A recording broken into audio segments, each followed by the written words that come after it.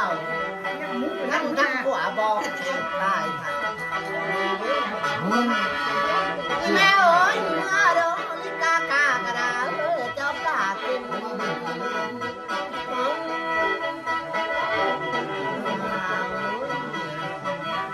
ขันว่าคนนี้บ่ไปน้ำทะเลบ่ไปนี่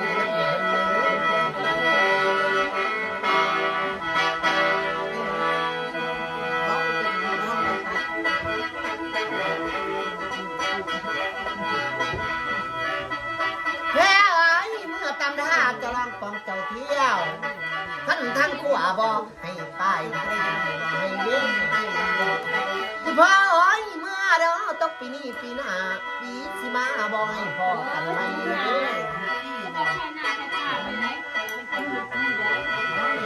แค่โอ้ยกันเลื่อนข้างกันอย่างแก้วเมื่อตำท่าจะลองปองเจ้าเที่ยวเมื่อเด้อก็กันเมื่อกระตาพระใหญ่กันเมื่อกระตานางเมื่อต้นยางน้อยเมื่อเด้อคำเว้นเป็นท่านก็เจ็บความใคร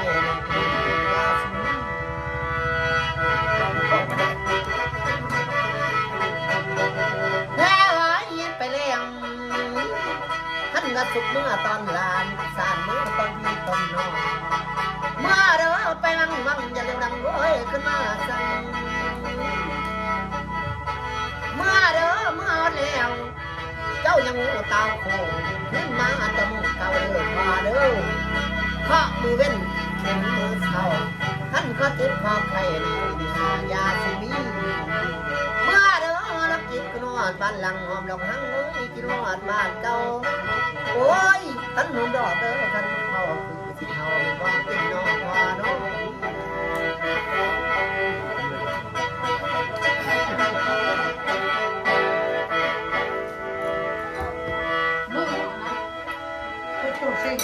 แอนไข่ปลาจะมันน้อยตายห้าเพชรหัวเอาไปเอาไข่ปลาให้แน่รักไปสั่งไข่ปลาเอาเกลือให้แน่โอ้ยไปสั่งดีไข่ปลาบัดนี้โลกใหญ่ขานสองเชือกแล้วตัวห้องยืนกับตัวไข่ปลาพากินมันมันเป็นส้มไข่ปลาเราได้ไข่ปลาวันนี้แหละโอ้มันทุกวันนี้ เมื่อดีดีเมื่อไข่ปลาไม่ได้ยากดอกดีใจให้แห้นเลยกินยังคนนี่กินกระโตนแดงๆอันนี้กินส้มไข่ปลาแล้วก็เมื่อเลยวะยังส้มของเขามาเด้อโอ้ยแอบดุแม่ไว้เมื่อเด้อตกปีนี้ปีหน้าปีสิมาบอยพอกันไหมโอ้ยเดี๋ยวเอาได้ปีหน้าสิมาอีกเยอะมากันลูกไม่ลาเลยมันกระทบตายเลยทำไมยาวเลยค่อยละได้ค่อยมาเอาละได้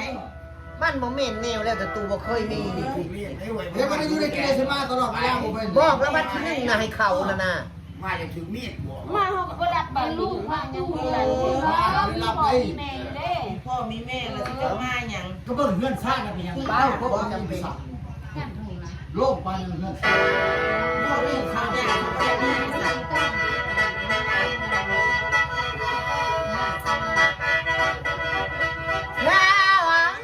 ไปแล้วก็ไม่ท่านก็เก็บขอบไปใน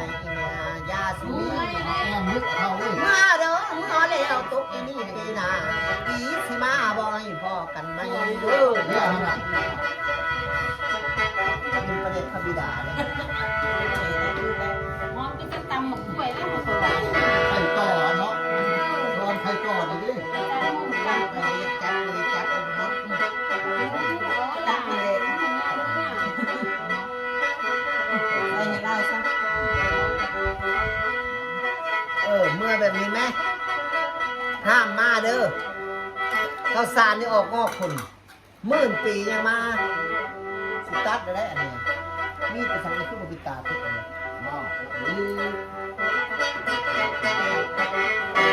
แล้วไอ้เมื่อเด้อก็มือเว้นเป็นมือเขาท่านก็เจ็บขอบในเมื่อยาสูบอ้าวให้คนหนึ่งท่านมันก็ชอบกันยังมั้ง เป็นบ้านกันกันไม่มีพลาคนเนื้อท่านหัวเจ้าทองอ่อย เรือล้างเจ้าหันก็ต้องเรือล้างเจ้าพูดหรือออกขึ้น มันสิได้ตายบอกหรือดำเป็นข้อมือผมพี่ จะเกิดเพียง ช่องข้อผม ก่อนเจ้าเห็นแล้วนี่ก็ต้องไปเลย เชื่อไอ้เมา แค่ว่านี่มันสันทีมันเทียง